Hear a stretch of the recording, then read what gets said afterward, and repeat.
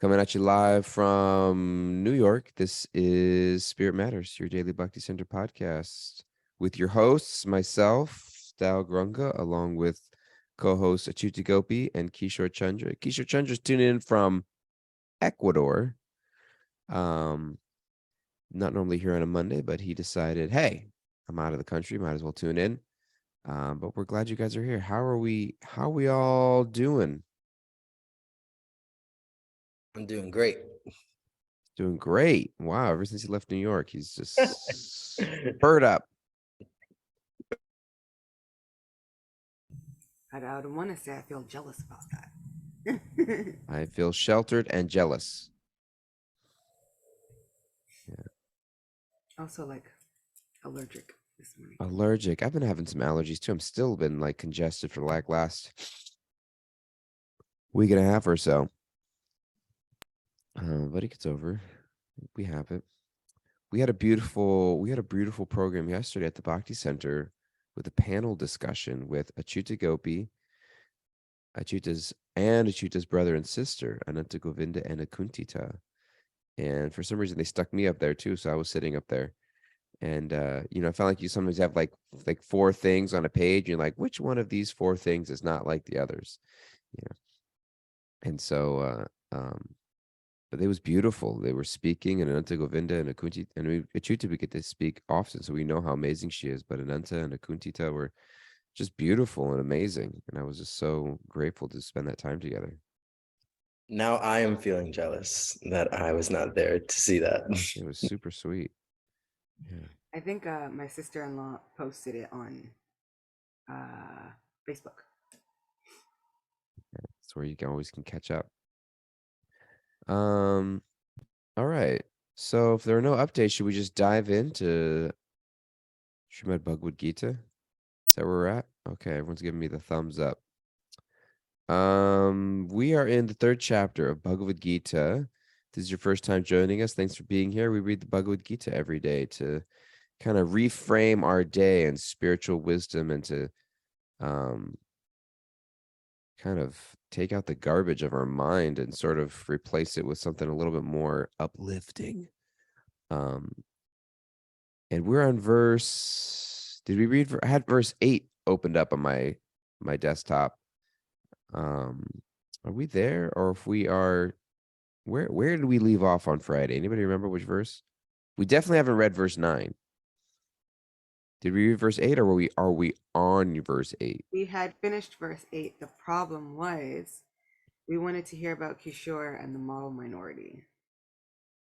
Oh, right. The model minority. I had some Spirit Matters. I had Spirit Matters follows up. Kishore, you said in the past, because we were talking about reflections of discovering and navigating our natures, and that sometimes our nature is something we want to nurture and develop, and sometimes there's things about us that need to change. And so understanding what is it that needs to change, what is it that we want to preserve, what is it that we want to grow, what is it that we want to diminish, and we talked about leaving, as long as we are as long as we're integrating our natures in a mood of service to others, as opposed to, and we talked about what we talked about. We talked about the idea of Shri Chaitanya Mahaprabhu, and saying that I'm simply a servant of the divine and of every living being, simply a servant of Krishna, a servant of everyone, and so allows us to keep that humility that like, this is who I am, but it's not who I am in a mood of superiority, or this is who I am, so deal with it. This is the vehicle I have to make my offering in the world. And then we talked about being cringe to the umph degree. That's what I put. When we have model minorities, and you wrote, Kishore, immigrants, minority groups, being well-mannered or well-behaved, because sometimes we think that having a particular nature gets applauded in the world, like, oh, you're such a well-behaved little boy, or you're such a whatever it might be, when actually we're just oppressing ourselves. But that oppression seems like we're doing a great job externally, so we just keep up with that. And then I think you brought up something, Kishore, about model minorities, where people will say, oh, well, oh, you speak so well, or for this group, or you speak so whatever it is. And we didn't get to hear more of you on that, so we're tossing the ball over to you. That was my tee up. I'm gonna Thank you toss for the the ball tee over to you to hashtag model minorities. up. Thank you for the tee up, because I don't think I would have remembered without that tee up. So it was perfect. It was perfect. I had to take notes. I was reading from notes. Good. Because then we would have been in one of those situations of like, what did we say? And who said what? I think it's a really interesting point. And even when you were saying the tee up and speaking, you were speaking about Sri Chaitanya Mahaprabhu and how he was speaking about being the servant of the Lord, of Krishna. And I think that always begs the question of, who am I the servant of? Or like, what is it actually that I am serving? Because sometimes this idea of servant or being the servant or service, like, sometimes you hear that and it's like, whoa, especially people that aren't in a devotional circle or don't understand the kind of bhakti philosophy. And they hear like, you have to be the servant. It's like, oh, it's like, what are you talking about? Because it can be kind of what's the word, Abrasive. yeah, abrasive. Exactly. It can be abrasive, especially in a world where there are a lot of, like, when you look at kind of socio-political realities, there are a lot of histories around like servitude and etc. and this, and therefore there is this kind of like, what's the word? There is this kind of like rebellious nature of just like, no, I'm not going to do that. No, I'm going to stand up for myself. No, I'm going to speak out for myself. And that person or that nature is considered, the loud person of color who like wants to make their point heard and is not, what's the word? Is not like going along with society's kind of norms. And that's always been very interesting because it brings up the point of the model minority. And for those of you that are not like used to this term or know what this term means, it basically means like a minority person from any minority group, immigrant, person of color, etc., that somehow or another like knows all of the like code switches and language and ways to present themselves in society to not cause any waves, to not cause any issues, to not be that loud, person of color or whatever that is like rattling the door and like making noise, and rather kind of just like keeps the peace, and you just show up and you have no arguments or opinions or anything, and you're just like, yeah, like da da da da. And so that could be unpacked so much, and I'm really excited to hear what Achyuta has to say about this. But I remember just my personal story. I remember growing up, my mom was very intense about this. She was very like, and it comes out in me as an adult as well, because my mom was like, I don't want you. I remember this as a child. My mom was like, I don't want you kids to be like the ghetto Latin kids over there in the neighborhood. Like, you're not that. Like, that's not where you guys are. You need. But my mother was also very like proud of our culture. So she like sent us to after school and Sunday school and all these extra schools to learn Spanish very well. But she wanted us to be like upstanding, we know our culture, we know our language, we know how to speak English perfectly and well-mannered, and we also know how to, navigate our way in Spanish. But she was very intense about like, you're not, these types of minorities. And it's almost like without saying the word, she was like, I want you to be the perfect kind of like representatives of our minority. And it was really intense because now as an adult, and just bringing it back to spiritual life, and I think I remember I said something last time on Thursday when I was here about how when it comes to Krishna and when it comes to bhakti, there is space for a multiplicity of emotions and a multiplicity, a plurality of experiences that we're having with Krishna. It's not like a one experience. This is the way that it is, and that's it. Like, there is space for sadness and anger and longing and etc. But how does that get transformed into an actual relationship with Krishna? And I think a lot of times when people first come to spiritual life, they see all the rules and the regulations and the this and whatever. And at least for me, I remember I was very into the like, I'm going to be perfect at this. I'm going to be the perfect, devotee. And everyone's going to see how great of a spiritualist I am. And it can be kind of like intoxicating to do that because you're just like, yep, I got all the things on right and everything's perfect and watch me, And it's like, that can only, I guess my point to end here is that like, that can only go so far, kind of like putting up appearances and being the model minority or being the model spiritualist, in our context, it can only go so far, so you have to go beneath the appearances, because here at the beginning of chapter 3, Krishna is talking to us about how you can't, you have to be, you're forced to act according to your nature. And we were having this big conversation of nature versus nurture, and it's like, no matter how much you try to put yourself into a box of like, I'm going to be perfect and, this and this and etc. It's like, okay, well, what about the imperfect parts of you? And like, what does that even mean? Is there such a thing as me being perfect? And I feel like people get so caught up in that of like being the way that society wants me to be, or being the way that my family wants me to be, or being the way that this spiritual community wants me to be, and it's like, there's so much emphasis on that it's like, wait a minute, like, who actually am I? And like, what is my actual nature? And what is it that I actually feel or want? And that gets so obscured underneath these, this rhetoric of being a model minority, model spiritualist, model, etc. But I'm interested to hear what Achyuta has to say.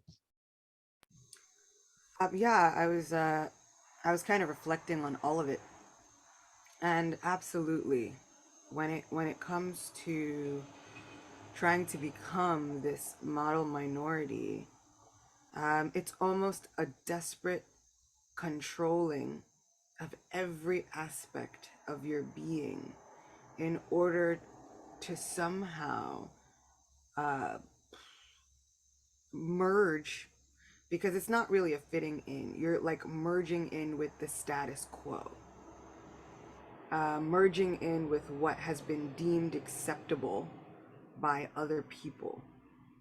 So it's the way you speak. You can't sound ghetto. It's the way you dress. It's down to the way you have your hair. Down it goes with everything, every movement, every head turn, the way you laugh. Uh, so and it's not for no reason. Um, it becomes generational. And so in times of strife for an entire people, that was the way that was seen to keep them safe. However, now, as my sister likes to say, the coping mechanisms have become the way of life. And we see this everywhere, right? So it's not just a model minority, but it is what is the model spiritualist? Well, that person is submissive. That person is humble. That person is tolerant, which, to just with none of the subtext, right, and none of the little objectifiers that we put on words, it's just a baseline. Those are not bad things. The problem is how we wind up using them against one another. So submissive now means you can't question anything. Humble now means you do not raise your voice and talk back. Tolerant means you accept whatever is thrown upon you. And before long, it becomes like you're a doormat. It's like hearing about the perfect submissive woman and how that is more acceptable than some angry, bitter old spinster. So it's like these two dichotomies, and it's never like there's a balance of all of this in all people. Nope.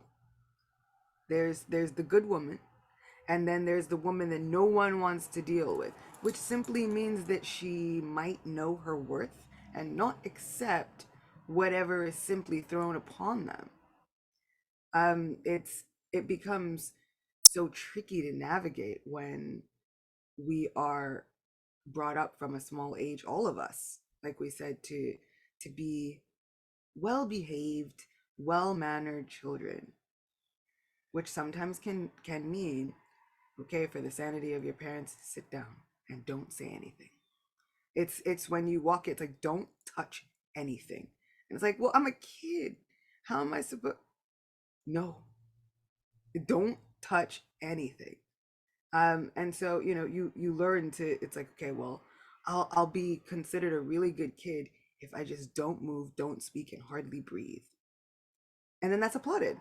You did so well today. You were so well behaved. Oh my goodness. We see it a lot, even when we see children near spiritual figures. And I know, as a person who has been a child, as a person who has a child, it's like, okay, we're going to see Maharaj. Everybody sit down, be really quiet, don't do anything. But that's actually not what is needed by the spiritual figure. Sometimes the parents are so concerned with, okay, the kid's gonna do or say something that's gonna embarrass me, and then everything's gonna be over. And we start attaching our worthiness, how we show up in society, on one action from one person that wasn't even us. Being the model minority means you carry on your back the reputation of every single minority in a whole race of people. So someone can commit a crime, Doyle, but it won't reflect on all white people. Someone somewhere can make a mistake, and now it's about all Black people. It's about all Latino women. It's about all white women. It's about all women. It's about all this. And so now, you hear in the rise of Me Too, then it's like, oh, but not all men. I'm like, now you're mad? Yes, now you get it. This is what some people have been dealing with this entire time. And it feels incredibly unfair. It's like, how could that person's actions affect me? I don't even know that person. It's like when you go to India and they ask, oh, are you from America? And then you say yes. And they're like, do you know the president? And it's like, do you know Modi? Do you know the prime? No? Then how could I know the president? We know in our minds that can't possibly be true, but in trying to relate, we wind up making these sweeping generalizations. The problem comes when these sweeping generalizations are made by those who are in power, and then it becomes the whole plight of an entire race or an entire group of people. So it becomes really tricky, especially even in spiritual life, when we do hear that the best spiritualist never thinks of themselves, never does any of these things. It's like, well, what do they do? They only chant 24 hours a day, and they only do so and so, and they only do this or that, and they only do. I was like, well, but what happens when we're reading through these Vedic texts and we find people of all kinds of colors of characteristics? What happens when we find people who were butchers or thieves or murderers, and then they go and they perfect their lives? Somehow that didn't follow them around for the rest of eternity. Somehow there was an ending to that story that means this and these particular actions are not going to forever define you. Even if you make a mistake according to your nature, Krishna says in the 18th chapter, you are actually protected from sin. An honest mistake. Not saying like perpetrating all kinds of horrible things, but you're making an honest mistake according to your nature. You are actually protected from sin. The goal is for us to learn from these mistakes, not to be in this place where God perpetually just punishes us for things that we may not even be cognizant of. We are simply acting according to our nature. And then on top of that, We're trying to do the best we can with this newly remembered information, this newly remembered spiritual information. So there's so much conditioning that goes on trying to be the most model human, which will never happen. We will never be good enough for everybody's standards. And I think, this is what Krishna's getting at. He's like, you'll never be good enough for everybody's standards. You're thinking if you leave and go to the forest, Arjuna, you'll be good enough for this person's standard of what is right. You'll be good enough for this person's standard of what is a kshatriya, what is a son, what is a student. You don't want to break out of all of those things and cause any waves, because now not only will this look bad for you, it'll look bad for your family, it'll look bad for kshatriyas everywhere. He is carrying on his back this reputation of everyone everywhere, and Krishna is saying, you simply do not have to do that anymore. You have to do what is proper for you and your unique situation, your unique familial situation.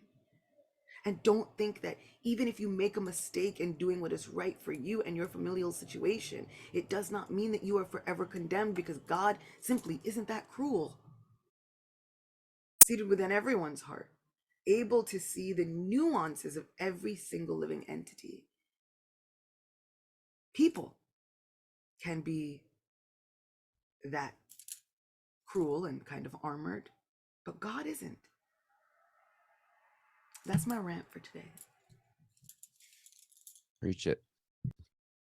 I really appreciate that. There's two thoughts. One is a closing thought, and the other is a question that we're not gonna have time for today, because Kishore and I got a hard 9:30 stop today. But one, as I was what I was appreciating, one of the feedbacks I get often for this podcast, every now and then when somebody will tell me they're listening, or somebody will tell me that somebody they know is listening, is in a lot of ways, I think that the discussions on this podcast speak to a lot of people that maybe otherwise feel like they wouldn't have a place at the table of spiritual life, or feel like they might come to a temple and feel like this is really nice and cool, but I'm clearly not on the inside circle, or I don't completely belong here. I can observe it and appreciate it from some level of distance, whatever it may be, due to either whatever designation society places on people, or whatever we walk in feeling like we're carrying.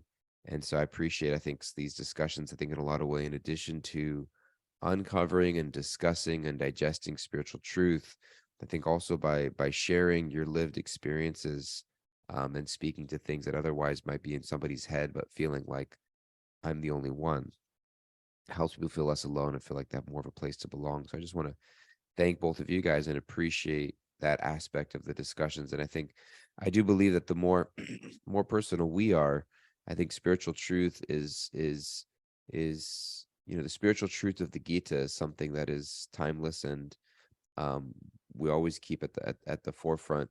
But then how we also share our just personal stories and our reflections and realizations, and what we're going through on a day-to-day basis, whether what we've gone through in his past or whether just what we're going through today, I think has tremendous value. And so I want to appreciate both of you for that. And also my question that I was going to leave off with for tomorrow, is really, what does it look like for you, and how does it look like for you as a Black woman in America, as a gay Latino man in America, that there are so many boxes that are so easy to get put into, that this is your nature, because you are Black, because you are gay, because you are a woman, because you are Latin American, like this is your nature. And it'd be easy to just, and some people just live in that box in an oppressive way, and some people, I think each of you have found a way to and at the same time, honoring and embracing the beautiful heritage of who you are and where you're from, and at the same time finding your own personal self in that. And I would love to bring out that conversation and hear from you guys what that looks like for you, and what that would look like for anybody, something that people in similar situations can keep in mind. And so I'm writing that down for tomorrow. But Kishore and I both have a sharp stop. So we need to turn to Kimberly, our Wrap It Up Acharya. I'm going to tell that name every. Is Kimberly here? Oh, yes, she is. There she is. What you got for us, Kimberly, that we're walking away with today? Thank you. Today we're walking away with do what is proper for us in our unique situation. Even if we make an honest mistake, we're always protected. And there is space for a multiplicity of emotions and a plurality of experiences with Krishna. Beautiful. Thank you. Kishore Chuta, closing word. My closing word is what Stephanie wrote because it's so good. She said, learning to lose the need to be a chameleon just to fit in has been so freeing and has opened me up to presenting my authentic, messy self. Learning to speak up and disagree in a mood of respect has allowed me to give my unique voice. It's a work in progress, but the glimpses of light are amazing. I love that so much. Thank you, Stephanie. I think I'm still trying to navigate that. My takeaway is that a lot of times it's not comfortable, but having the faith to do it little by little shows me that maybe now, generations later, the danger is slightly less. Not the same danger as before. I hope. And it's an everyday work with an ingrained anxiety,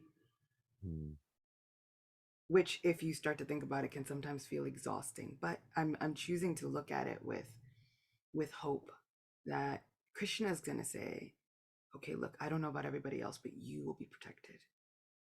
And so it causes me, living this life causes me to bolster my faith, whether by hook or by crook. It causes me to have faith in what Krishna says and see how he brings me out the other side. Jai Ho. Thank you.